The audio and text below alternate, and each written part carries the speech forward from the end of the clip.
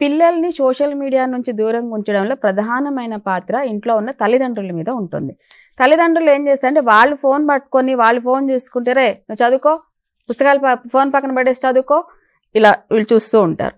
పక్కన తండ్రి కూడా చూసారా వాడికి ఎన్నిసార్లు చెప్పినా ఈవిడ ఫోన్లో నుంచి తలెత్తది పైకి, ఈవిడ ఫోన్లో కొట్టుకుని నీ కొడుకు చెప్పండి వాడు అసలు మాట వినట్లేదు చూడండి ఆ ఫోన్ పట్టుకొని వాడిని చదవమని చెప్పండి.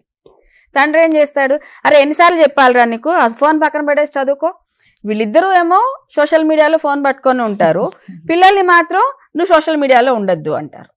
సో తల్లిదండ్రులుగా మనం ఏది చేస్తామో పిల్లలు అదే చేస్తారండి.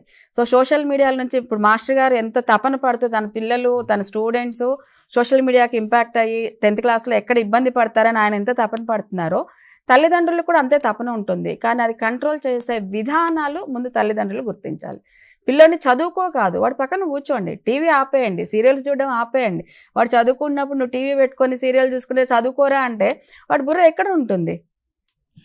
మీరు సోషల్ మీడియాలో చూసుకుంటూ ఆహాహా మధ్యలో నవ్వుకుంటే చదువుకోరా నువ్వేం చేస్తున్నావు అంటే వాళ్ళకి ఎక్కదు.